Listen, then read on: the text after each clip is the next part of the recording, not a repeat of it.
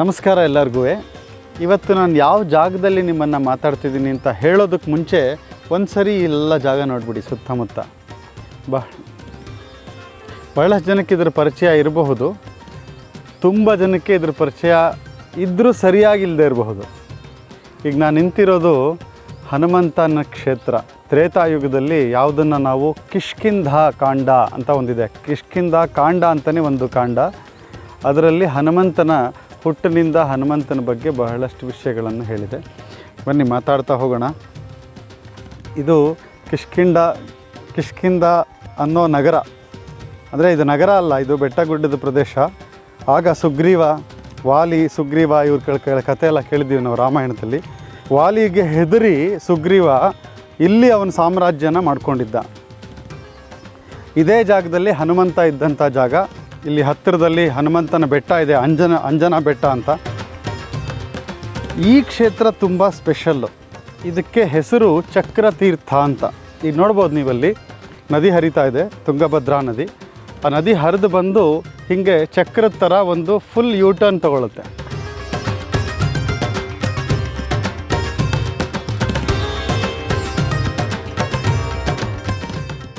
So ಇದು ನದಿನಲ್ಲಿ ನೀರು ಹೀಗೆ ಹರಿದು ಬಂದು ಅದು ಟರ್ನ್ ಆಗುತ್ತೆ. ನಿಮಗೆ ಟರ್ನ್ ಆಗಿ ಮುಂದೆ ಹೋಗೋದಕ್ಕೆ ಇದಕ್ಕೆ ಚಕ್ರತೀರ್ಥ ಅಂತ ಹೆಸರು. ತುಂಬ ಪವಿತ್ರವಾದ ಕ್ಷೇತ್ರ, ತುಂಬ ಪವಿತ್ರವಾದ ಸ್ಥಳ. ನಮಗೆ ಹಂಪಿ ಅಂದರೆ ವಿರೂಪಾಕ್ಷನ ದೇವಸ್ಥಾನ, ಹಂಪಿ ಅಂದರೆ ವಿಜಯನಗರ ಸಾಮ್ರಾಜ್ಯ, ಅಲ್ಲಿ ಕೃಷ್ಣದೇವರಾಯ, ಅವನ ಹೆಂಡತಿಯರು, ಅರಸಿಯರು, ಅವರ ಟೆಂಪಲ್, ಅವರಿದ್ದಂತಹ ಅರಮನೆ, ಇದನ್ನು ನೋಡ್ಕೊಂಡು ಹೋಗ್ಬಿಡ್ತೀವಿ. ಆದರೆ ನಾವು ಇನ್ನೂ ತುಂಬ ಹೋಗಬೇಕು ಹಿಂದೆ. ವಿಜಯನಗರದ ಸಾಮ್ರಾಜ್ಯ ಅಂದರೆ ಅದು 14ನೇ ಸೆಂಚುರಿ 15ನೇ ಸೆಂಚುರಿನಲ್ಲಿ ರಫ್ಲಿ 1490 ಒಂದು 15ನೇ ಸೆಂಚುರಿವರೆಗೆ ಇರೋವಂಥದ್ದು ವಿಜಯನಗರ ಸಾಮ್ರಾಜ್ಯ.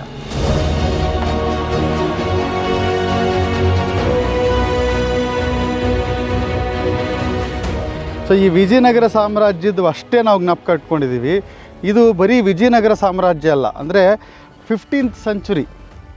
ಸೊ 15th ಸೆಂಚುರಿನಲ್ಲಿ ಇರೋ, ಅಂದರೆ ಈಗಿಂದ ಒಂದು 500 ವರ್ಷದ ಹಿಂದಿಂದ ಅಷ್ಟೇ ನಾವು ಇದನ್ನು ತಿಳ್ಕೊಂಡಿದ್ದೀವಿ. ಆದರೆ ನಾವು ತುಂಬ ಹಿಂದೆ ಹೋಗಬೇಕು. ಈ ಯುಗ ಅಷ್ಟೇ ಅಲ್ಲ, ಕಲಿಯುಗ ಅಲ್ಲ, ಅದರ ಹಿಂದೆ ದ್ವಾಪರ ಯುಗ, ಅದರ ಹಿಂದೆ ತ್ರೇತಾಯುಗ. ಆಗಲೂ ಈ ಜಾಗ ಇತ್ತು.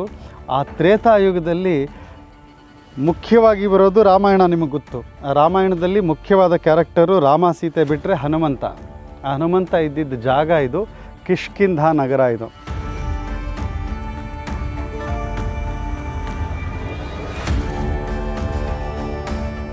ಇಲ್ಲಿ ನೋಡಿ, ಇಲ್ಲಿ ಸುತ್ತ ನೋಡಿದ್ರೆ ನೀವು ಬೆಟ್ಟಗಳು ಕಾಣಿಸುತ್ತೆ. ಇಲ್ಲಿ ವಾನರರು ಮಾತ್ರ ಇರೋಕ್ಕೆ ಸಾಧ್ಯ. ಮನುಷ್ಯರು ಈ ಥರ ಬೆಟ್ಟಗಳ ಮೇಲೆ ಓಡಾಡಿದ್ರೆ ನಮ್ಮ ಕೈಕಾಲು ನೋವು ಬಂದು ಬಿದ್ದೋಗ್ಬಿಡ್ತೀವಿ. ಒಂದು ದಿನವೂ ಇಲ್ಲಿ ಇರೋಕ್ಕಾಗಲ್ಲ. ನೀವು 2-3 ದಿನ ಇಲ್ಲಿ ಓಡಾಡಬೇಕು ಅಂದ್ರೇ ಕೈಕಾಲು ಬಿದ್ದೋಗಿರುತ್ತೆ. ಯಾಕೆಂದರೆ ಇಷ್ಟು ದೂರ ಜಂಪ್ ಮಾಡ್ಕೊಂಡು ಹೋಗೋವಂಥ ಜಾಗ ಇದು, ನಡ್ಕೊಂಡು ಹೋಗೋ ಜಾಗ ಇಲ್ಲ. ಒಂದು ಬೆಟ್ಟದಿಂದ ಇನ್ನೊಂದು ಬೆಟ್ಟಕ್ಕೆ ಹಾರ್ತಾ ಇದ್ದರು ವಾನರರು. ನಮ್ಮ ಥರ ಜಂಪ್ ಮಾಡ್ತಾರೆ ಅಂತ ಅಂದ್ಕೋಬೇಡಿ. ಅವರು ಒಂದು ಸರಿ ಜಂಪ್ ಮಾಡಿದ್ರೆ 3 ಕಿಲೋಮೀಟ್ರ್ 4 ಕಿಲೋಮೀಟ್ರ್ ಬರೀ ಒಂದು ಜಂಪ್ಗೆ ಆಗ್ತಾಯಿತ್ತು ಅವ್ರಿಗೆ. ಅದು ವಾನರರ ಶಕ್ತಿ. ಹಾಗಾಗಿ ಇದು ಆ ವಾನರರ ರಾಜ್ಯ. ಸುಗ್ರೀವ ಅದರ ರಾಜ. ಸೊ ಸುಗ್ರೀವ ನಡೆಸ್ತಿದ್ದ ರಾಜ, ಆ ರಾಜ್ಯದ ಹೆಸರು ಕಿಷ್ಕಿಂಧ. ಈ ಕಿಷ್ಕಿಂಧದಲ್ಲಿದ್ದೀವಿ. 15ನೇ ಸೆಂಚುರಿನಲ್ಲಿ ವಿಜಯನಗರ ಸಾಮ್ರಾಜ್ಯ ಕೃಷ್ಣದೇವರಾಯ ಆಳ್ತಾ ಇದ್ದಂತಹ ಕಾಲ. ಆ ಕಾಲದಲ್ಲಿ ವಿಜಯನಗರದ ಆಸ್ಥಾನದ ದೊಡ್ಡ ಶಕ್ತಿಯಾಗಿ, ವೈದಿಕ ಶಕ್ತಿಯಾಗಿ ಆ ವಿಜಯನಗರ ಸಾಮ್ರಾಜ್ಯದ ಏಳಿಗೆಗೆ ಕಾರಣರಾದವರು ವ್ಯಾಸರಾಜರು. ದೊಡ್ಡ ಯತಿಗಳು. 1530-35 ಅವರಿದ್ದರು. ವಿಜಯನಗರ ಪತನ ಆದಮೇಲೂ ಇದ್ದರು ವ್ಯಾಸರಾಜರು ಕೃಷ್ಣದೇವರಾಯನ ಆಸ್ಥಾನ ಗುರುಗಳು. ಸೊ ಕೃಷ್ಣದೇವರಾಯ ನಿಮಗೆ ಗೊತ್ತು, ಮಹಾವೈಷ್ಣವ, ಬಹಳಷ್ಟು ದೇವಸ್ಥಾನಗಳನ್ನ ಕಟ್ಟಿಸಿದ್ದಾನೆ. ಇದು ಅವನ ಸಾಮ್ರಾಜ್ಯದ ರಾಜಧಾನಿಯಾಗಿತ್ತು ಈ ಕ್ಷೇತ್ರ. ಇಲ್ಲಿ ವ್ಯಾಸರಾಜರಿದ್ದರು. ವ್ಯಾಸರಾಜರು ಇಲ್ಲಿದ್ದು ಅನೇಕ ಗ್ರಂಥಗಳನ್ನ ರಚಿಸಿದ್ದಾರೆ. ಬಹಳಷ್ಟು ಮಹನೀಯರೆಲ್ಲ ಇಲ್ಲಿ ಬಂದು ಇಲ್ಲಿ ಈ ಕ್ಷೇತ್ರನ ಪುನೀತ ಮಾಡಿದ್ದಾರೆ. ಅದರಲ್ಲಿ ವ್ಯಾಸರಾಜರು ಮಾಡಿರೋದು ಯಂತ್ರೋದ್ಧಾರಕ ಹನುಮಂತನ್ನು ಇಲ್ಲಿ ಪ್ರತಿಷ್ಠಾಪನೆ ಮಾಡಿದ್ದಾರೆ.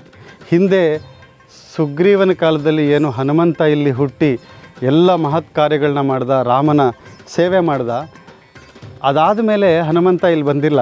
ಹನುಮಂತನ ಕರೆಸಿದ್ದು ಮತ್ತೆ ವ್ಯಾಸರಾಜರು. ಈ ಕ್ಷೇತ್ರದಲ್ಲಿ ಮುಖ್ಯವಾಗಿ ನಾವು ನೋಡಬೇಕಾಗಿರೋದು ಮುಖ್ಯ ಪ್ರಾಣ, ಯಂತ್ರೋದ್ಧಾರಕ ಮುಖ್ಯ ಪ್ರಾಣ ದೇವರು. ಆ ದೇವಸ್ಥಾನಕ್ಕೆ ಹೋಗೋಣ ಬನ್ನಿ, ತಡ ಮಾಡೋದು ಬೇಡ. ಈ ಗುಹೆ ಒಳಗಡೆ ಹೇಗೆ ಹಿಂದಿನ ಕಾಲದಲ್ಲಿ ದೊಡ್ಡ ಗುಹೆ ಆಗಿತ್ತು ಅನಿಸುತ್ತಿದ್ದು ನೋಡಿ, ಹೇಗೆ ಎಲ್ಲ ಒಂದಕ್ಕೊಂದು ಬಂಡೆಗಳು ಕೂತ್ಕೊಂಡು ನೆರಳು ಕೊಟ್ಟಿದೆ ನಮಗಿಲ್ಲಿ. ಇದು ದೇವಸ್ಥಾನದ ಮಂಟಪ. ಈ ಕಡೆಯಿಂದ ಹೋಗೋಣ ನಾವು. ದೇವಸ್ಥಾನದ ಮಂಟಪ ಇದು. ಬಂದವರಿಗೆ ಉಳ್ಕೊಳ್ಳೋದಕ್ಕೆ ಹಿಂದಿನ ಕಾಲದಲ್ಲೆಲ್ಲ ತೀರ್ಥಕ್ಷೇತ್ರಕ್ಕೆ ಬಂದರೆ ಹೋಟೆಲ್ಸು ರೂಮ್ಸ್ ಅಂತ ಇರ್ತಿರಲಿಲ್ಲ. ಅವ್ರಿಗೆ ಅಂತಲೇ ಈ ಮಂಟಪಗಳನ್ನ ಮಾಡೋರು. ಅವ್ರು ಇಲ್ಲೇ ಅಡುಗೆ ಎಲ್ಲ ಊಟದ ವ್ಯವಸ್ಥೆ ಎಲ್ಲ ಆಗ್ತಾಯಿತ್ತು. ರಾಜರುಗಳು ಅದನ್ನೆಲ್ಲ ನೋಡ್ಕೊಳ್ಳೋರು. ದೇವಸ್ಥಾನದ ಮಂಟಪಗಳು ಅಂದರೆ ಆ ಬರೋ ಭಕ್ತಾದಿಗಳು ಉಳ್ಕೊಳ್ಳೋ ಜಾಗ ಅಂತ ಅದು. ನೋಡಿ, ಇದು ತೀರ್ಥಕ್ಷೇತ್ರ ಚಕ್ರತೀರ್ಥ.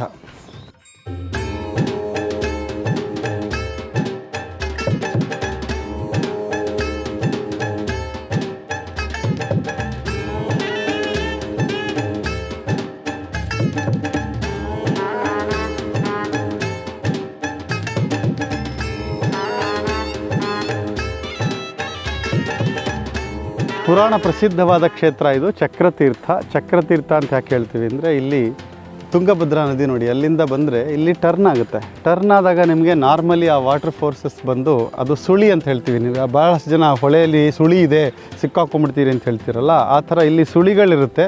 ಯಾರು ಇಲ್ಲಿ ಸ್ನಾನ ಮಾಡೋದಕ್ಕೆ ಹೆದರ್ತಾರೆ, ಯಾರು ಸ್ನಾನ ಮಾಡಲ್ಲ ಇಲ್ಲಿ. ಹೆಚ್ಚು ನೀರು ಜಾಸ್ತಿ ಇದ್ದಾಗ ಹೆಚ್ಚು ಸುಳಿ ಇರುತ್ತೆ. ಪುರಾಣ ಎಲ್ಲ ವೇದಶಾಸ್ತ್ರಗಳಲ್ಲಿ ಗ್ರಂಥಗಳಲ್ಲಿ ಈ ಕ್ಷೇತ್ರದ ಬಗ್ಗೆ ತುಂಬ ಹೆಚ್ಚು ಮಾಹಿತಿ ಇದೆ, ಬಹಳ ಉಲ್ಲೇಖ ಇದೆ. ಇದರ ಪಾವಿತ್ರ್ಯತೆ ಬಗ್ಗೆ ಬಹಳಷ್ಟು ವಿಷಯ ಇದೆ. ಬೆಳಗಿನ ಜಾವ ಇಲ್ಲಿ ಯಾರೂ ಬರಲ್ಲ 3:30-4 ಗಂಟೆನಲ್ಲಿ. ಯಾಕೆಂದರೆ ಇಲ್ಲಿ ದೇವತೆಗಳು ಬಂದು, ಋಷಿಗಳು ಮುನಿಗಳೆಲ್ಲ ಬಂದು, ಆ ಕಡೆ ಎಲ್ಲ ಏನು ನೋಡ್ತೀರಾ ನೀವು, ಆ ಬೆಟ್ಟಗುಡ್ಡಗಳ ಕಡೆ ಸೈಡಿಂದ ಅಲ್ಲೆಲ್ಲ ಕೆಲವು ಜಾಗಗಳಿದೆ. ಅವರು ಅಲ್ಲಿಂದ ಬಂದು ಇಳಿದು ಸ್ನಾನ ಮಾಡಿ ಇಲ್ಲಿರುವಂತಹ ಪ್ರಾಣದೇವರನ್ನ ಪೂಜೆ ಮಾಡಿ, ಇಲ್ಲಿರುವಂತಹ ವಿರೂಪಾಕ್ಷನಿಗೆ ಪ್ರಾಣದೇವರಿಗೆ ಪೂಜೆ ಸಲ್ಲಿಸ್ತಾರೆ ಪ್ರತಿದಿನ ಅನ್ನುವಂಥ ಒಂದು ನಂಬಿಕೆ ಇದೆ. ಹಾಗಾಗಿ ತುಂಬ ಪವಿತ್ರವಾದ ಕ್ಷೇತ್ರ ಇದು, ತೀರ್ಥಕ್ಷೇತ್ರ ಚಕ್ರತೀರ್ಥ. ಸೊ ತುಂಗಭದ್ರಾ ನದಿ, ನಾವು ಯಾವುದೇ ನದಿಗೆ ಹೋದರೂ ಮೊದಲು ಕಾಲು ಹಾಕೋಕ್ಕೆ ಮುಂಚೆ ನೀರನ್ನ ತಗೊಂಡು ತಲೆಗೆ ಪ್ರೋಕ್ಷಣೆ ಮಾಡ್ಕೋಬೇಕು. ಅಪವಿತ್ರೋ ಪವಿತ್ರೋವಾ ಸರ್ವಾವಸ್ಥಾನ್ ಗತೋಪಿ ವಾ ಯಃ ಸ್ಮರೇತ್ ಪುಂಡರೀಕಾಕ್ಷಂ ಸಬಾಹ್ಯಾಭ್ಯಂತರ ಶುಚಿ. ಪವಿತ್ರವಾದ ತುಂಗಭದ್ರಾ ನದಿ. ಈ ತುಂಗಭದ್ರಾ ನದಿ ತೀರದಲ್ಲಿ ಯಂತ್ರೋದ್ಧಾರಕ ಪ್ರಾಣದೇವರಿದ್ದಾರೆ. ಅವರ ಸ್ತುತಿನಲ್ಲಿ ಕೂಡ ಇದು ಬರುತ್ತೆ, ತುಂಗಾಂಬೋಧಿ ತರಂಗಸ್ಯ ವಾತೇನ ಪರಿಶೋಭಿತೆ ಅಂತ. ಈ ತಣ್ಣಗೆ ನದಿಯ ನೀರು ಮೇಲೆ ಗಾಳಿ ಹರಿದಾಗ ಅದು ತಂಗಾಳಿಯಾಗಿ ಬರುತ್ತೆ. ಆ ತಂಗಾಳಿಯಲ್ಲಿ ಶೋಭಿಸ್ತಾ ಇರುವಂತಹ ಪ್ರಾಣದೇವರೇ ಅಂತ ಆ ಸ್ತುತಿನಲ್ಲಿ ಬರುತ್ತೆ. ಬನ್ನಿ ಮೇಲೆ ಹೋಗಿ ನೋಡೋಣ. ಅಲ್ಲಿ ರಾಮದೇವರ ದೇವಸ್ಥಾನ ಇದೆ, ಮತ್ತು ಅದರ ಪಕ್ಕದಲ್ಲಿ ವ್ಯಾಸರಾಜರು ಪ್ರತಿಷ್ಠಾಪನೆ ಮಾಡಿರುವಂತಹ ಯಂತ್ರೋದ್ಧಾರಕ ಪ್ರಾಣದೇವರ ಗುಡಿ ಇದೆ. ನೀವು ಆ ಕಡೆ ನೋಡ್ಬೋದು. ಅಲ್ಲಿ ನೋಡಿದ್ರೆ ನೀವು ಅಲ್ಲಿ ಬರೆದಿದ್ದಾರೆ ನೋಡಿ, ಬೋರ್ಡ್ ಹಾಕಿದ್ದಾರೆ, ಕೆಂಪುದು ಬ್ಯಾಕ್ಗ್ರೌಂಡಲ್ಲಿ ಯೆಲ್ಲೋ ಕಲರ್ ಲೆಟರ್ಸ್ ಇದೆ. ಅಲ್ಲಿ ಯಂತ್ರೋದ್ಧಾರ ಪ್ರಾಣದೇವರ ದೇವಸ್ಥಾನ ಅಂತ. ಈ ಕಡೆ ಕಾಣಿಸುವಂಥದ್ದು ಲೆಫ್ಟ್ ಸೈಡಲ್ಲಿ ಅದು ರಾಮದೇವರ ಗುಡಿ. ಸುಗ್ರೀವ ಪ್ರತಿಷ್ಠಾಪನೆ ಮಾಡಿದ್ದಂತಹ ರಾಮದೇವರ ಗುಡಿ, ತುಂಬ ಪ್ರಾಚೀನ. ಈ ಗುಡಿ ತ್ರೇತಾಯುಗದ್ದು.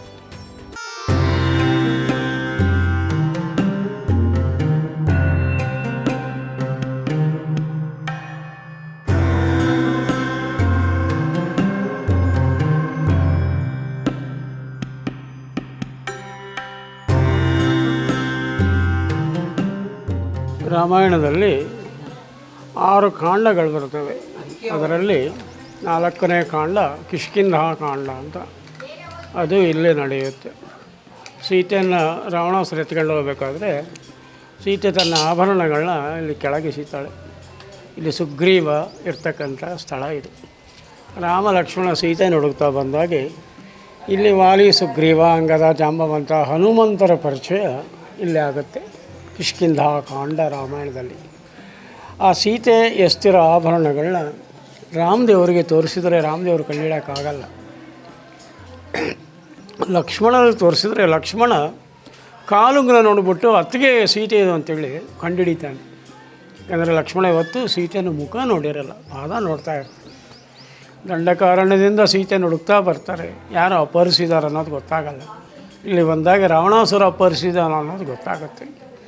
ಎದುರುಗಡೆ ಋಷ್ಯಮುಖ ಪರ್ವತ, ಅದು ಋಷ್ಯಮುಖ ಪರ್ವತದಲ್ಲಿ ಸುಗ್ರೀವ ಇರ್ತಾನೆ.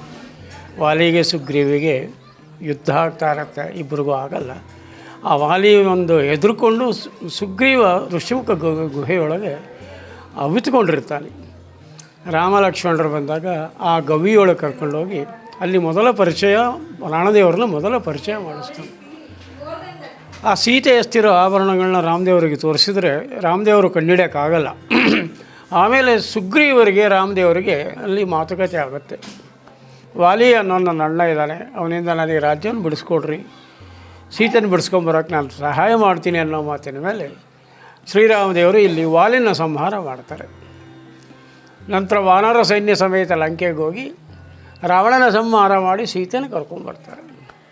ಸೀತೆಯನ್ನು ಕರ್ಕೊಂಬಂದು ಸುಗ್ರೀವನಿಗೆ ಪಟ್ಟಾಭಿಷೇಕ ಮಾಡ್ತಾರೆ. ಅಲ್ಲಿಗೆ ಕಿಷ್ಕಿಂಧ ಕಾಂಡ ಮುಕ್ತಾಯವಾಗುತ್ತೆ. ನೆಕ್ಸ್ಟ್ ಉತ್ತರಕಾಂಡ ಪ್ರಾರಂಭ ಆಗುತ್ತೆ.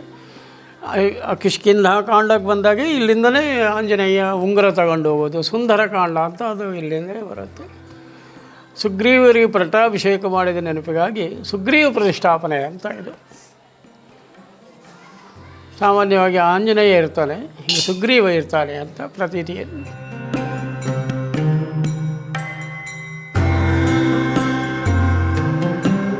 ಈಗ ನೀವು ನೋಡ್ತಾ ಇರೋದು ಈ ಹಿಂದಿನ ಬ್ಯಾಕ್ಗ್ರೌಂಡಲ್ಲಿ ಏನಿದೆ, ಇದು ಚಕ್ರತೀರ್ಥ. ನಾನು ಆಗಲೇ ಎಕ್ಸ್ಪ್ಲೈನ್ ಮಾಡಿದೆ ಚಕ್ರತೀರ್ಥ ಅಂದ್ರೆ ಏನು ಅಂತ. ನಾನಿವಾಗ ಕೂತ್ಕೊಂಡಿರೋದು ಮುಖ್ಯಪ್ರಾಣ ದೇವರ ದೇವಸ್ಥಾನ, ಅದರ ಮೇಲ್ಛಾವಣಿ. ನೀವು ಈ ಕಡೆ ನೋಡಿದ್ರೆ ಇಲ್ಲೊಂದು ಗೋಪುರ ನಿಮಗೆ ಕಾಣಿಸುತ್ತೆ ನೋಡಿ. ಈ ಗೋಪುರ ಏನಿದೆ, ಈ ಗೋಪುರ ಇದರ ಕೆಳಗಡೆನೇ ಮುಖ್ಯಪ್ರಾಣ ದೇವರ ಗರ್ಭಗುಡಿ ಇದೆ, ಈ ಕಡೆ ರಾಮದೇವರ ಗರ್ಭಗುಡಿ ಇದೆ. ಇದು ತುಂಬ ಜಾಗೃತವಾದ ಪ್ರದೇಶ. ಈ ಪ್ರಾಣದೇವರು ಈ ಜಾಗದಲ್ಲಿ ತ್ರೇತಾಯುಗದಲ್ಲಿ ಹನುಮಂತನಾಗಿ ಇಲ್ಲೆಲ್ಲ ಇದ್ದು ಹುಟ್ಟಿ ಬೆಳೆದು ಓಡಾಡಿ ರಾಮನ ಸೇವೆ ಮಾಡಿದಂತಹ ಜಾಗ ಇದು. ಸುಗ್ರೀವ ಆಳಿದಂತಹ ರಾಜ್ಯ ಇದು ಕಿಷ್ಕಿಂಧ. ಈಗ ಕಲಿಗಾಲದಲ್ಲಿ ಇದನ್ನು ನಾವು ಹಂಪೆಯ ವಿರೂಪಾಕ್ಷ ದೇವರ ದೇವಸ್ಥಾನ ಇದೆ, ಅದರಿಂದ 1 ಕಿಲೋಮೀಟರ್ ಈ ಕಡೆಗೆ ಬಂದರೆ ಈ ಯಂತ್ರೋದ್ಧಾರ ಪ್ರಾಣದೇವರ ದೇವಸ್ಥಾನ ಇದೆ. ತುಂಬ ಮಹಿಮೆ ಏನಪ್ಪ ಇಲ್ಲಿ ಅಂತಂದರೆ, ವ್ಯಾಸರಾಜರು ಶ್ರೀಕೃಷ್ಣ ದೇವರಾಯನ ಆಸ್ಥಾನ ಗುರುಗಳು. ಶ್ರೀಕೃಷ್ಣ ದೇವರಾಯ ಅಷ್ಟು ದೊಡ್ಡ ಸಾಮ್ರಾಜ್ಯ ಕಟ್ಟೋದಕ್ಕೆ ಬಹುಶಃ 3/4 ಆಫ್ ಎಂಟೈರ್ ಇಂಡಿಯಾ ಏನಿದೆ ಅದನ್ನು ಕೃಷ್ಣದೇವರಾಯ ಆಳ್ತಾ ಇದ್ದ. ಅಷ್ಟು ಅವನಿಗೆ ಕೀರ್ತಿ, ಅಷ್ಟು ಸಾಮ್ರಾಜ್ಯ ವಿಸ್ತರಣೆ ಮಾಡೋದಕ್ಕೆ ಸಾಧ್ಯ ಆಗಿದ್ದು ಅದರ ಹಿಂದೆ ಒಂದು ಗುರುಗಳ ಶಕ್ತಿ ಇರಬೇಕು. ಆ ಗುರುಗಳು, ಆ ಆಸ್ಥಾನ ಅವನಿಗೆ ಗೈಡ್ ಮಾಡುವಂತಹ ಗುರುಗಳಾಗಿದ್ದವರು ವ್ಯಾಸತೀರ್ಥರು. ವ್ಯಾಸತೀರ್ಥರು ಮಧ್ವ ಪರಂಪರೆಯಲ್ಲಿ ಬಂದಂತಹ ಒಬ್ಬ ಮಹಾನ್ ಯತಿಗಳು. ಇಡೀ ಶ್ರೀಕೃಷ್ಣ ದೇವರಾಯನಿಗೆ ಅವನ ಜಾತಕದಲ್ಲಿ ಜ್ಯೋತಿಷ್ಯರು ಹೇಳ್ತಾರೆ ನಿನಗೆ ಕುಹಯೋಗ ಇದೆ ಅಂತ. ಹಾಗಾಗಿ 1 ವರ್ಷ ನೀನು ಈ ರಾಜ್ಯದ ಸಿಂಹಾಸನದ ಮೇಲೆ ಕೂತ್ಕೊಳ್ಳೋ ಹಂಗಿಲ್ಲ, ನೀನು ಕೂತ್ಕೊಂಡ್ರೆ ನಿನಗೆ ಮರಣ ಸಂಭವಿಸುತ್ತೆ ಅಂತ. ಆಗ ಅವನು ಏನು ಮಾಡೋದು ಅಂತ ಅವ್ರ ಗುರುಗಳ ಹತ್ರ ಹೋಗಿ ಕೇಳ್ತಾನೆ, ವ್ಯಾಸರಾಜರ ಹತ್ರ. ವ್ಯಾಸರಾಜರು ಯಾರಾದರೂ ನಿನಗೆ ಕಿಂಗ್ಡಮ್ ಕೊಡ್ತೀನಿ ಅಂತಂದರೆ ಬಹಳಷ್ಟು ಜನ ಬಂದುಬಿಡ್ತಾರೆ. ಆದರೆ ವ್ಯಾಸರಾಜರು ಯಾವ ಕುಹಕ್ ಯೋಗದ ಕ್ಷಣ ಇದೆ ಆ 1 ವರ್ಷಗಳ ಕಾಲ ಕೃಷ್ಣದೇವರಾಯ ಏನು ಸಿಂಹಾಸನದ ಮೇಲೆ ಕೂತ್ಕೊಳ್ತಾ ಇದ್ದ ಆ ಸಿಂಹಾಸನದ ಮೇಲೆ ಕೂತು ಯತಿಗಳಾದರೂ ಸನ್ಯಾಸಿಗಳಾದರೂ ರಾಜರಾಗಿ ಬರೀ ನಾಮಕಾವಸ್ಥೆ, 1 day prime minister, 1 day chief minister ಅಂತ ನೋಡಿದಿರಲ್ಲ ನಾವು ಮೂವಿಗಳಲ್ಲೆಲ್ಲ, ಆ ಥರ ಅಲ್ಲ.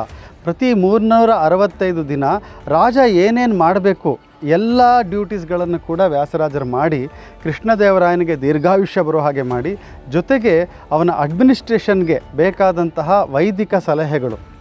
ಪುರೋಹಿತ ಅಂದ್ರೇ ಅದರ ಹೆಸರೇ, ಪುರಕ್ಕೆ ಯಾರು ಹಿತ ಮಾಡ್ತಾರೆ ಅವರು ಪುರೋಹಿತ. ಆ ಹಿತ ಮಾಡೋದಕ್ಕೆ ಅದರ ಹಿಂದೆ ವೇದ ಜ್ಞಾನ, ಆ ತಪಶಕ್ತಿ ಇರಬೇಕು. ಆ ತಪಶಕ್ತಿ ಇದ್ದವರು ವ್ಯಾಸರಾಜರು. ಆ ವ್ಯಾಸರಾಜರಿಗೆ ದೊಡ್ಡ ಜಾಗ ಕೊಟ್ಟಿದ್ದ ಇಲ್ಲಿ ಕೃಷ್ಣದೇವರಾಯ. ಇಡೀ ಈಗ ಏನು ನಾವು ತಿರುಪತಿ ಹೇಳ್ತೀವಿ, ಆ ತಿರುಪತಿ ದೇವಸ್ಥಾನನ ಉದ್ಧಾರ ಮಾಡಿದ್ದು ಕೃಷ್ಣದೇವರಾಯ. ಅಲ್ಲಿ 12 ವರ್ಷ ವ್ಯಾಸರಾಜರು ಪೂಜೆ ಮಾಡಿದ್ರು. ಆಗ ಈಗಿನಷ್ಟು ಮೆಟ್ಲುಗಳು ಏನೂ ಇರ್ತಿರಲಿಲ್ಲ, ನಡ್ಕೊಂಡು ಹೋಗಬೇಕಾಗಿತ್ತು. ಅವರು ಯತಿಗಳಾದವರು ಬೆಳಗ್ಗೆ ಏನೂ ತಿನ್ನದೆ ಬೆಟ್ಟ ಹತ್ತಿ ಪೂಜೆ ಮಾಡಿ ಮತ್ತೆ ಏನಾದರೂ ಅವರು ಶೌಚಕ್ಕೆ ಹೋಗಬೇಕು ಅಂದರೂ ಕೂಡ ಅಲ್ಲೆಲ್ಲೂ ಶೌಚ ಮಾಡೋ ಹೋಗಿಲ್ಲ, ಕೆಳಗಡೆ ಬಂದು ಮಾಡಬೇಕು. ಅಷ್ಟು ಆಚಾರನ ಕಾಪಾಡ್ತಿದ್ದಂತಹ ಆಚಾರವಂತರಾದಂತಹ ಸನ್ಯಾಸಿಗಳವರು. 12 ವರ್ಷ ಅವರು ನಡೆದು ಬೆಟ್ಟ ಹತ್ತಿಲ್ಲ. ಆಗೆಲ್ಲ ಬೆಟ್ಟ ಗುಡ್ಡಗಳಿದ್ದಂತಹ ಗೊತ್ತು ನಿಮಗೆ, ದಟ್ಟವಾದ ಪ್ರದೇಶ ಅದು ತಿರುಪತಿ ಬೆಟ್ಟ. ಮಂಡಿ ಮೇಲೆ ಬೆಟ್ಟ ಹತ್ತಾಯಿದ್ರು ಅವರು. ಇಡೀ ಬೆಟ್ಟನೇ ಅವನಿಗೆ ಶ್ರೀನಿವಾಸನ ಥರ ಕಾಣಿಸ್ತಾ ಇತ್ತು ವ್ಯಾಸರಾಜರಿಗೆ. ಹಾಗಾಗಿ ಅಂಥ ಪುಣ್ಯಕ್ಷೇತ್ರದಲ್ಲಿ ಕಾಲಿಡಬಾರ್ದು ಅಂಥೇಳಿ ಮಂಡಿ ಮೇಲೆ ಬೆಟ್ಟ ಹತ್ತಿ ಅಲ್ಲಿ ಮೇಲೆ ಶ್ರೀನಿವಾಸನ ಮೂರ್ತಿ ಏನಿದೆ, ನಾವೀಗ ಏನು ನೋಡ್ತೀವಿ ತಿರುಪತಿ ಶ್ರೀನಿವಾಸ, ಆ ಬೆಟ್ಟದ ಮೇಲೆ ಏನು ತಿರುಪತಿ ಶ್ರೀನಿವಾಸನ ಮೂರ್ತಿ ಇದೆ, ಆ ಮೂರ್ತಿನ ಪೂಜೆ ಮಾಡೋದಕ್ಕೆ ಮಂಡಿ ಮೇಲೆ ಹತ್ತಿ ವ್ಯಾಸರಾಜರು ಹೋಗ್ತಾಯಿದ್ರು. ಹೀಗೆ 12 ವರ್ಷ ಅಲ್ಲಿ ಪೂಜೆ ಮಾಡಿದರು. ಯಾಕೆ ಪೂಜೆ ಮಾಡಿದ್ರು ಅಂದರೆ, ಹಿಂದೆ ಅಲ್ಲಿ ಪೂಜೆ ನಿಂತು ಹೋಗಿತ್ತು. ಅಲ್ಲಿದ್ದ ಅರ್ಚಕರು, ಇಡೀ ವಂಶದವರು ಅಲ್ಲಿ ಕರಪ್ಷನ್ ಮಾಡಿ ಅಲ್ಲಿರೋ ಆಭರಣಗಳೆಲ್ಲ ಅವರ ಪರ್ಸ್ನಲ್ ಯೂಸ್ ಮಾಡಿ, ಅದು ಹಿಂದಿನ ರಾಜನಿಗೆ ಗೊತ್ತಾಗಿ ಅವನು ಅಷ್ಟೂ ಜನನ ಕೊಲ್ಲಿಸ್ಬಿಡ್ತಾನೆ. ಆಗ ವ್ಯಾಸರಾಜರ ಹಿಂದಿನ ಸ್ವಾಮಿಗಳಿರ್ತಾರೆ, ಅವರು ಅವನಿಗೆ ಆ ಬ್ರಾಹ್ಮಣರನ್ನ ಕೊಂದಾಗ ಏನು ಅದು ಪಾಪ ಬರುತ್ತೆ, ಆ ಪಾಪಗಳನ್ನೆಲ್ಲ ಪರಿಹಾರ ಮಾಡಿರ್ತಾರೆ. ಆ ಪೂಜೆ ನಿಂತೋಗಿರುತ್ತೆ, ವ್ಯಾಸರಾಜರಲ್ಲಿ ಹೋಗಿ ಪೂಜೆ ಮಾಡ್ತಾರೆ. ಹಾಗಾಗಿ ಕೃಷ್ಣದೇವರಾಯನಿಗೆ ವ್ಯಾಸರಾಜರ ಮೇಲೆ ತುಂಬ ಭಕ್ತಿ ಗೌರವ. ಅವ್ರಿಗೆ ಇಲ್ಲಿ ಬಹಳಷ್ಟು ಜಾಗ ಕೊಟ್ಟಿರ್ತಾನೆ.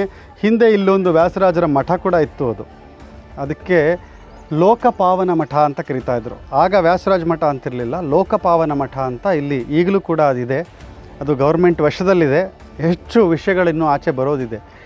ಇಲ್ಲಿ ಯಂತ್ರೋದ್ಧಾರನ್ನು ಇವರು ಪ್ರಾಣದೇವರನ್ನ ಉಪಾಸಕರು. ವ್ಯಾಸರಾಜರಲ್ಲಿ ವಿಶೇಷವಾದ ಪ್ರಾಣದೇವರ ಅಂಶ ಕೂಡ ಇರುತ್ತೆ. ಅವರು ಇಡೀ ಕರ್ನಾಟಕದಲ್ಲಿ, ತಮಿಳುನಾಡು, ಆಂಧ್ರದಲ್ಲಿ 732 ಹನುಮಂತನ ವಿಗ್ರಹಗಳನ್ನು ಪ್ರತಿಷ್ಠಾಪನೆ ಮಾಡಿದ್ದಾರೆ. 732 ವಿಗ್ರಹಗಳು. ಅವರಿಗೆ ಮುಂದಿನ ಗೊತ್ತಿತ್ತು, ಮುಂದೆ ಮುಸಲ್ಮಾನರು ಇಲ್ಲಿ ಆಕ್ರಮಣ ಮಾಡ್ತಾರೆ, ಇಲ್ಲಿ ಹಿಂದೂ ಧರ್ಮ ಉಳಿಬೇಕಾದ್ರೆ ಅಲ್ಲಿ ಆಂಜನೇಯ ಶಕ್ತಿ ಕೇಂದ್ರಗಳನ್ನು ಮಾಡಬೇಕು ಅಂತ ಹೇಳಿ ಮೊದಲೇ ಅವರ ಜೀವಿತ ಕಾಲದಲ್ಲೇ 732 ದೇವಸ್ಥಾನಗಳನ್ನ ಮಾಡಿದ್ದಾರೆ. ಅದರಲ್ಲಿ ಮೊದಲನೇ ದೇವಸ್ಥಾನ ಇದು ಯಂತ್ರೋದ್ಧಾರ ಪ್ರಾಣದೇವರು ಅಂತ ಹೇಳಿ. ಈ ದೇವಸ್ಥಾನ ಸಾಮಾನ್ಯವಾಗಿ ನಾವು ಮೂರ್ತಿ ಮಾಡಿ ಕಡಿದಿಟ್ಟು ಆಮೇಲೆ ಅದನ್ನು ತಂದು ಅದಕ್ಕೆ ಪ್ರಾಣ ಪ್ರತಿಷ್ಠಾಪನೆ ಮಾಡಿ ಅಲ್ಲಿ ಪ್ರಾಣಶಕ್ತಿನ ತುಂಬಿ ಆ ಭಗವಂತನ ವಾಯುದೇವರ ಸಾನ್ನಿಧ್ಯನ ತರ್ತಾರೆ. ಇದು ಆಗಿದ್ದೇ ಒಂದು ಒಳ್ಳೆ ರೋಚಕವಾದ ಕಥೆ ಇದೆ ಈ ದೇವಸ್ಥಾನಕ್ಕೆ. ವ್ಯಾಸರಾಜರು ಅವರ ಮನಸ್ಸಿನಲ್ಲಿ ಯಾವಾಗಲೂ ಯಾವ ಪ್ರಾಣದೇವರನ್ನು ಅದು ಧ್ಯಾನದಲ್ಲಿ ಹೀಗೆ ಒಂದು ಪೊಸಿಷನಲ್ಲಿ ಧ್ಯಾನ ಮಾಡ್ತಿರುವಂತಹ ಮೂರ್ತಿ. ನೀವು ಆಮೇಲೆ ನೋಡಿ, ನಾನು ಪರ್ಪಸ್ಫುಲಿ ಮೂರ್ತಿನ ನಿಮಗೆ ತೋರಿಸ್ತಾ ಇಲ್ಲ, ಯಾಕೆಂದರೆ ನೀವು ಬಂದು ಇಲ್ಲಿ ದರ್ಶನ ತಗೊಳ್ಳಿ ಅನ್ನೋ ಒಂದು ಸದುದ್ದೇಶದಿಂದ. ಆ ಮೂರ್ತಿ, ಪ್ರಾಣದೇವರ ಮೂರ್ತಿ ಈ ಥರ ಪೊಸಿಷನ್ನಲ್ಲಿದೆ. ಕೈಯನ್ನು ಹೀಗೆ ಇಟ್ಕೊಂಡಿದ್ದಾರೆ, ಇನ್ನೊಂದು ಕೈ ಹೀಗೆ ಕೆಳಗೆ ತೋರಿಸ್ತಾ ಇದೆ. ಇದಕ್ಕೆಲ್ಲ ತುಂಬ ರಹಸ್ಯವಾದ ಅನುಸಂಧಾನಗಳಿದೆ, ಅದನ್ನೆಲ್ಲ ಹೇಳೋಕ್ಕೆ ಸಾಧ್ಯ ಇಲ್ಲ ಈಗ. ಆದರೆ ಆ ಥರ ಇರೋ ಮೂರ್ತಿ, ಅದನ್ನು ವ್ಯಾಸರಾಜರು ಅವರ ಮನಸ್ಸು ಒಳಗಡೆ ಯಾವಾಗಲೂ ಅನುಸಂಧಾನ ಮಾಡ್ತಾಯಿದ್ರು. ಆ ಅನುಸಂಧಾನದಿಂದ ಅವ್ರು ಏನು ಮಾಡಿದ್ರು, ಇದ್ದಲೇನು ಹೇಳ್ತೀವಿ ಕೋಲ್ ಅಂತ ಹೇಳಿ, ಚಾರ್ಕೋಲ್ ಸ್ಕೆಚಸ್ ಅಂತ ಮಾಡ್ತಾರೆ ಈ ನಡುವೆ, ಆಗಲೇ ಅದನ್ನು ಮಾಡ್ತಾಯಿದ್ರು. ಆ ಚಾರ್ಕೋಲ್, ಆ ಇದ್ದಲನ್ನ ತೊಗೊಂಡು ಆ ಪ್ರಾಣದೇವರ ಅವರ ಮನಸ್ಸಿನಲ್ಲಿ ಏನು ಕಾಣುತ್ತೋ ಆ ಪ್ರಾಣದೇವರ ಮೂರ್ತಿ, ಅದನ್ನು ಅವರು ಹೊರಗಡೆ ಈ ಬಂಡೆ ಮೇಲೆ ಅದನ್ನು ಮೂಡಿಸ್ತಾರೆ. ಆ ಮೂಡಿಸಿದಾಗ ಏನಾಗುತ್ತೆ, ಪ್ರತಿ ಸರಿ ಆ ಮೂರ್ತಿ ಮೂಡಿಸಿದಾಗಲೂ ಅದು ಸ್ವತಃ ಆಂಜನೇಯನಾಗಿ ಒಂದು ಕೋತಿ ರೂಪ ತಗೊಂಡು ಅದು ಅದೃಶ್ಯ ಆಗಿಬಿಡ್ತಾ ಇರುತ್ತೆ. ಅವರು 3 ಸರಿ 4 ಸರಿ 5 ಸರಿ ಚಿತ್ರ ಬಿಡಿಸಿದ್ರು ಅದು ಮತ್ತೆ ಕೋತಿ ರೂಪ ತಗೊಂಡು ಅದು ಆಂಜನೇಯ ಅವ್ರ ಜೊತೆ ಆಡ್ತಿದ್ದಂಥ ಆಟ. ಅದು ಭಕ್ತರ ಜೊತೆ ಯಾವಾಗಲೂ ದೇವತೆಗಳು ಆಟಗಳಾಡ್ತಾರೆ ತಮಾಷೆಗೆ. ಹಾಗಾಗಿ ಇವರೇನು ಮಾಡಿದ್ರು, ನೀನು ತಮಾಷೆ ನನ್ನ ಜೊತೆ ಮಾಡ್ತೀಯ, ನಾನು ಮಾಡ್ತೀನಿ ನಿನಗೆ ಅಂಥೇಳಿ ವಾಯುದೇವರ ಮಂಡಲ, ಅಂದರೆ ಅದು ಷಟ್ಚಕ್ರ ಮಂಡಲ, 6 ಕೋನಗಳಿರುತ್ತೆ. ಅದು ಆ 6 ಕೋನಗಳ ಮಂಡಲಗಳನ್ನು ಹಾಕಿದ್ರೆ ಅಲ್ಲಿ ವಾಯುದೇವರಿದ್ದಾರೆ ಅಂತ ಹೇಳಿ ಆ ಯಂತ್ರ, ಆ 6 ಚಕ್ರಗಳನ್ನು ಯಂತ್ರವನ್ನು ಮಾಡಿ ಆ ಯಂತ್ರ ಬರೆದು ಅದರ ಒಳಗಡೆ ಹನುಮಂತನ ಚಿತ್ರವನ್ನು ಬಿಡಿಸ್ತಾರೆ. ಆಗ ಆ ಮೂರ್ತಿ ಉದ್ಭವ ಆಗುತ್ತೆ ಒಳಗಿಂದ. ಈಗ ನೀವೇನು ಈ ದೇವಸ್ಥಾನದಲ್ಲಿ ನೋಡ್ತೀರಿ, ಅದು 3 ಡೈಮೆನ್ಷನಲ್ ಮೂರ್ತಿ. ಅದು ಇದ್ದಲ್ನಲ್ಲಿ ಬರೆದ್ರೆ ಅದು 2 ಡೈಮೆನ್ಷನಲ್ಲಿರುತ್ತೆ. ಈ ವಿಗ್ರಹ ನೋಡಿದ್ರೆ ಅದು 3 ಡೈಮೆನ್ಷನಲ್ಲು. ಅದರ ಸುತ್ತ ಕೂಡ ಗೆರೆ ಹಾಕಿ ರೂಲರ್ ಇಟ್ಕೊಂಡು ಮಾಡಿದ್ರೂ ಕೂಡ ಆಗದೇ ಇರೋಷ್ಟು ಪರ್ಫೆಕ್ಟ್ ಲೈನ್ಸ್ ಇದೆ. ಆ ಯಂತ್ರನ ನೀವು ನೋಡಬಹುದು, 3D ಯಂತ್ರ, ಅದು 3 ಡೈಮೆನ್ಷನಲ್. ಅದು ಆ ಯಂತ್ರದೊಳಗೆ ಪ್ರಾಣದೇವರನ್ನು ಬಂಧಿಸಿ ಇಟ್ಟಿದ್ದಾರೆ. ಯಾಕೆ ಇಟ್ಟಿದ್ದಾರೆ ಪ್ರಾಣದೇವರನ್ನ ಅಂದರೆ, ಅವರಿಗೆ ಗೊತ್ತು ಈ ಕಲಿಗಾಲದಲ್ಲಿ ಜನಗಳು ಅವ್ರಿಗೆ ಬೇಕೋ ಬೇಡೋ ಬಹಳಷ್ಟು ಪಾಪಗಳು ಮಾಡ್ತಾರೆ. ಆ ಪಾಪಗಳು ಹೋಗಿಸ್ಕೋಬೇಕು ಅಂದರೆ ಈ ಪ್ರಾಣದೇವರ ಹತ್ರ ಬರಬೇಕು, ಬಂದು ಶರಣಾಗಬೇಕು. ಈ ಯಂತ್ರೋದ್ಧಾರ ಪ್ರಾಣದೇವರ ಸನ್ನಿಧಿಗೆ ಬನ್ನಿ. ಇಲ್ಲಿ ಚಕ್ರ ತೀರ್ಥ ನದಿ ಹರಿತಾ ಇದೆ. ಬಹಳಷ್ಟು ಜನ ಹಂಪಿಗೆ ಬಂದೇ ಇರ್ತೀರ, ಆದರೆ ಈ ಜಾಗ 99% ಜನ ನೋಡಿರಲ್ಲ.